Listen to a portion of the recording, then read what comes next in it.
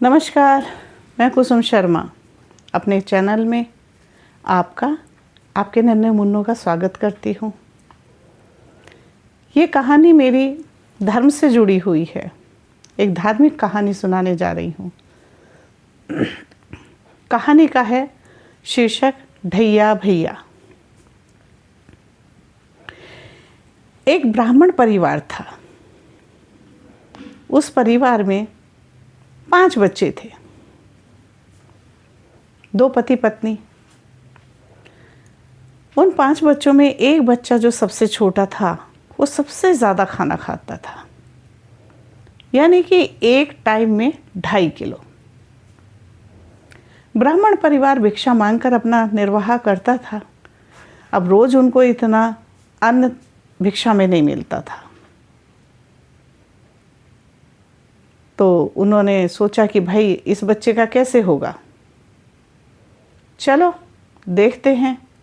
कुछ समय तो उन्होंने निकाल दिया, लेकिन अब बच्चा भूखा मरने लगा। एक दिन उसके माता पिता ने रात्रि में बैठ कर के सबके सोने के बाद विचार विमर्श किया कि इस बच्चे को किसी ऐसे स्थान पर छोड़ आए हम जहाँ कोई आश्रम हो जिससे इसको भोजन प्राप्त हो सके। निर्णय तो बहुत कठिन था, लेकिन बच्चे के जीवन के लिए जरूरी भी था। उसकी माँ ने बड़े कठिनाई से अपने पति से कहा, ठीक है छोड़ आओ। अगले दिन उसके पिता ने उसको कहा, ढैया चलो जंगल में चलते हैं और आज हम बेर तोड़ कर लाएंगे। ढैया अनजान अपने पिता के साथ चल दिया। जब वे जंगल में पहुँचे तो ढैया ने देखा कि उसके पिता ने उसको एक पेड़ के नीचे कहा कि तुम यहाँ बैठो, वो सामने बेरी है, मैं वहाँ से बेर तोड़ के लाता हूँ। ढैया पेड़ के नीचे बैठ गया छाँव में, और उसके पिता बेर तोड़ने के लिए चले गए। उन्होंने खूब सारे बेर तोड़े और उसके पास ला करके रख दिए। कहने लगे, बेटा तुम इतने इन्हें खाओ और मैं तुम्हारे अन्य भाई बहनों के लिए बेर तोड़ लेता हूँ। डरना नहीं, मैं सामने बेरी पर हूँ। उन्होंने थोड़ी देर बेर तोड़े, फिर अपनी पगड़ी, अपना कोट और एक कपड़ा और निकाल करके पेड़ पर टांग दिया, ताकि यदि ढैया देखे भी तो उसे लगे कि मेरे पिता सामने बेर तोड़ रहे हैं, और वो उसको जंगल में छोड़ करके चले गए। ढैया भूखा तो था, बेर खाने में इतना मस्त हो गया कि उसको पता ही नहीं चला कि कब रात होने वाली हो गई। अंधेरा पड़ने लगा। अब ढैया को डर लगने लगा जंगल में, और वो रोने लगा जोर जोर से। जब वो रो रहा था उसी समय वहाँ एक आश्रम भी पास में था। उस आश्रम में एक महात्मा जी रहते थे अकेले। उन्होंने जब बच्चे के रोने की आवाज़ सुनी, तुरंत ही अपना डंडा और लालटेन उठा करके वो जंगल की तरफ चल दिए। वहाँ जाकर देखा तो पेड़ के नीचे बैठा हुआ एक बच्चा रो रहा था। तो उन्होंने कहा, बेटा तुम यहाँ क्यों रो रहे हो? ढैया ने कहा, मेरे पिताजी वो सामने पेड़ पर बेर तोड़ रहे हैं, आए नहीं। बाबा ने देखा, बाबा कहने लगे, अब रात हो गई बेटा, अब कोई नहीं आएगा। ढैया को और भी बुरा लगा कि मेरे पिता यहाँ मुझे कैसे छोड़कर चले गए। कहने लगे, देखो अब रात हो रही है, सुबह तुम्हारे पिता आकर ले जाएंगे, तुम मेरे साथ आश्रम में चलो। ढैया ने कहा कि मैं ऐसे नहीं जाता। कि और कैसे जाओगे? कहने लगा, सुनो, मैं एक टाइम में 2.5 किलो तराजू से तोला हुआ आटा खाता हूँ, मतलब 2.5 किलो आटे की रोटी खाता हूँ। उन्होंने कहा, अच्छा तुम्हारा नाम क्या है? कहने लगा, मेरा नाम ढैया है। कहने लगे, ढैया तो किसी का नाम नहीं होता। कहने लगा, नहीं मुझे ढैया भैया ही कहते हैं। कहने लगे, ठीक है ढैया चलो मैं तुम्हें 2.5 किलो ही आटा दूंगा। कहने लगा, ठहरिए महाराज, 2.5 किलो सुबह 2.5 किलो शाम, और यदि आपको खाना है तो उतनी ही रोटी का आटा मुट्ठी बांध करके मेरे आटे में डाल देना। मैं फ्री में खाना नहीं खाऊंगा, आपका काम करूंगा, भोजन बनाऊंगा, सफाई करूंगा, सब काम करूंगा। बाबा उस बच्चे की भोलेपन पे न्यौछावर हो गए और उसे अपने साथ ले गए। लेकिन उनके मन में एक चिंता थी कि मैं 2.5 किलो कहाँ से रोज़ लेकर आऊँगा, 5 किलो आटा थोड़ा मुश्किल पड़ेगा।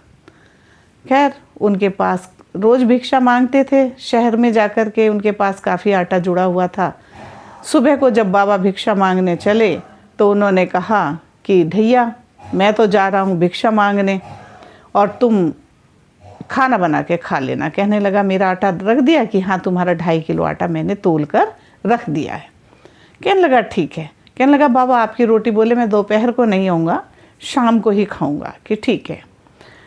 ढैया ने आश्रम में साफ़ सफाई की और पानी भरा, लकड़ियाँ लाया, अपना आटा गूँथा, सब्जी रोटी सब बनाई और खा लिया। शाम होने को आई, फिर शाम के लिए उसने तैयारी शुरू की। बाबा आ गए, बाबा की भी। बाबा कहने लगे मेरी 2 रोटी बना देना। कहने लगा 2 मुट्ठी आटा दे दो। उन्होंने 2 मुट्ठी आटा दे दिया। अब रोज़ इसी तरह से क्रम चलने लगा। करते करते ढैया को रहते हुए 15 दिन हो गए। अब आ गई एकादशी। बाबा ने कहा बेटा आज भगवान को भोग लगा देना, मेरा व्रत है, मैं खाना नहीं खाऊंगा और जब तुम खाना खाओ तभी भगवान को भोग लगा देना। ढैया बेचारा समझता ही नहीं था कि भोग किसे कैसे लगता है, क्योंकि बच्चा था। इसीलिए तो कहते हैं बच्चे मन के सच्चे। उसने कहा ठीक है। कहने लगा कैसे भोग लगाऊं? कहने लगे रोटी बनाना, सब्जी जो भी बनाओगे एक प्लेट में रखना, राम दरबार रखा हुआ था, कहना यहाँ रखना और कहना आओ भगवान भोग लगाओ। कहने लगा भगवान भोग लगाएंगे? कि हाँ भगवान भोग लगाएंगे। कह करके गुरुजी तो चले गए। अब ढैया ने पीछे से आश्रम में पूरी साफ सफाई कर, नहा धो, भोजन बना और उसने एक रोटी प्लेट में रखी और उसने जो था कहा आओ भगवान भोग लगाओ। अब भगवान कैसे भोग लगाएं? भगवान तो थे ही नहीं वहाँ। वो रोने लगा क्योंकि उसे सुबह से दोपहर हो गई और वो चिल्लाता ही रहा आओ भगवान भोग लगाओ, आओ भगवान भोग लगाओ। उसका गला बैठने लगा, उसके आंसू रुक नहीं रहे थे। अभी क्या हुआ कि भगवान राम के कान में एक स्वर सुनाई दिया कि आओ भगवान भोग लगाओ। भगवान राम तुरंत ही वहाँ से दौड़ पड़े बैकुंठ से और सीधे ढैया के पास आए। आकर के कहने लगे बेटा तुम क्यों रो रहे हो? कहने लगा रो क्या रहा हूँ, सुबह से उस भगवान को बुला रहा हूँ, आते ही नहीं है। मैंने कहा भोग लगाओ तो आते ही नहीं है। कहने लगे मैं आ गया हूँ। कहने लगा तुम भगवान हो? कि हाँ मैं भगवान हूँ। कहने लगा खाओ। उन्होंने रोटी खाई और जाने लगे। कहने लगा ठहरो, जा कहाँ रहे हो अभी? भगवान रुक गए। कहने लगा सुनो अगली बार जब आवाज़ दूँ तुरंत आ जाना, इतना इंतज़ार मुझे मत कराना। अब शाम के खाने का भी टाइम हो गया, कैसे खाऊंगा मैं शाम को?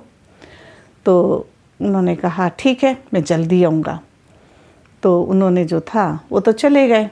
ढैया ने खाना खाया। शाम को बाबा आए तो कहने लगे कि भोग लगा दिया था? कहने लगा हाँ, लेकिन अगली बार से आप 1 रोटी का आटा देकर जाना, 1 रोटी खा के गए हैं तुम्हारे भगवान। गुरुजी ने कहा ठीक है। फिर 15 दिन के बाद एकादशी आ गई। गुरुजी ने कहा बेटा भोग लगा देना। बोला 1 रोटी का आटा दे देना। उसको 1 रोटी का आटा दे दिया और वो चले गए भिक्षा मांगने। अब उनको रोज भिक्षा में 5-6 किलो आटा मिल ही जाता था। इस तरह से ढैया का भी काम चल रहा था। तो बस अब जो था ढैया फिर 15 दिन के बाद खाना बनाया और बोला आइए भगवान भोग लगाइए। अब भगवान तो बैठे थे तैयार। भगवान जैसे चले, सीता जी बोली कहाँ जा रहे हो?